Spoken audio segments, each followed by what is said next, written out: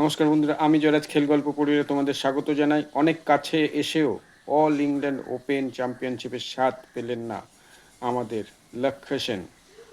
চেষ্টা করেছিলেন, এটি তার সেকেন্ড অ্যাপিয়ারেন্স ছিল ফাইনালে। 2022-এ তিনি রানার আপ হয়েছিলেন। এবার তার যে ফর্ম ছিল, আশা করা যাচ্ছিল যে তিনি ফাইনালে চ্যাম্পিয়ন হয়ে আমাদের মুখে হাসি ফোটাবেন, কিন্তু তাকে থেমে যেতে হলো এবং সন্তুষ্ট থাকতে হলো রানার আপ হয়েই।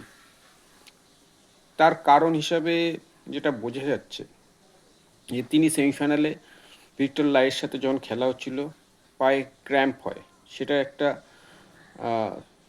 এফেক্ট তার খেলায় পড়ে এবং থার্ড সেট পর্যন্ত যায়। তারপরে ফাইনালে চাইনিজ তাইপের লি চুনউই, সে যথেষ্ট ফিজিক্যালি ফিট ছিল, শক্তিশালী, ওয়েল বিল্ড ছিল এবং সবথেকে বড় কথা তার ফর্মটা আগুনে ছিল, আগুনে ফর্ম ছিল। এর আগে তার সাথে যতবারই সাক্ষাৎ হয়েছিল লক্ষ্য সেনের, চারবারের সাক্ষাৎকারে চারবারই সে তাকে হারতে হয়েছিল।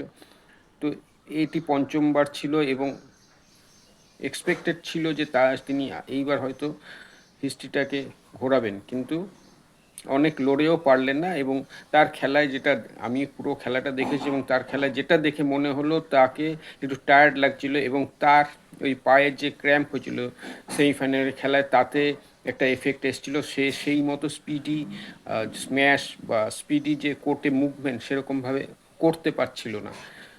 প্রথম সেট তাকে একদমই খেলায় হারিয়ে দেয় 15-21-এ।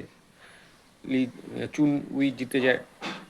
পরের সেটে একদম হাড্ডাহাড্ডি লড়াই হয়, 20-20 অল হয় এবং যেটা দেখা গেল লাস্টে 22-20-তে চুন উই জিতে চ্যাম্পিয়নশিপ জিতে যায়। কিন্তু এতে ঘাবড়াবার কিছু নেই, হার জিত আছেই। সে যথেষ্ট চোট নিয়ে ইনজোর্ড হয়ে যথেষ্ট ভালো খেলেছে এবং আশা করা যাচ্ছে যে পরবর্তী চোট তো সবসময় থাকবে না। আশা করতেই পারে এইবার হয়নি, আবারও ট্রাই করবে। অল ইন্ডিয়ান ওপেন চ্যাম্পিয়নশিপ আপাতত দুইজন ইন্ডিয়া স্বাদ পেয়েছে। 1980 সালে প্রকাশ পাডুকোন এবং 2001 সালে পুলেল্লা গোপীচাঁদ। তো আমাদের লক্ষ্য সেনকে রানার আপ হয়েই থাকতে হলো। 2022 সালেও তিনি রানার আপ হয়েছেন, এবারও তিনি রানার আপ হলেন। তো এটাই বলবো, ওয়েল প্লেড লক্ষ্য, বেটার লাক নেক্সট টাইম।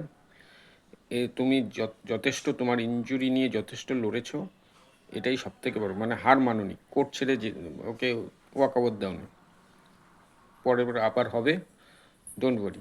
তো আজ বন্ধুরা এখানে শেষ করছি, দেখা হচ্ছে পরের ভিডিও। তোমরা ভালো থেকে সুস্থ থেকে সঙ্গে থেকে আমার ভিডিওটিকে অবশ্যই শেয়ার করো, আমার পেজটিকে ফলো, লাইক এবং সাবস্ক্রাইব করো। টাটা।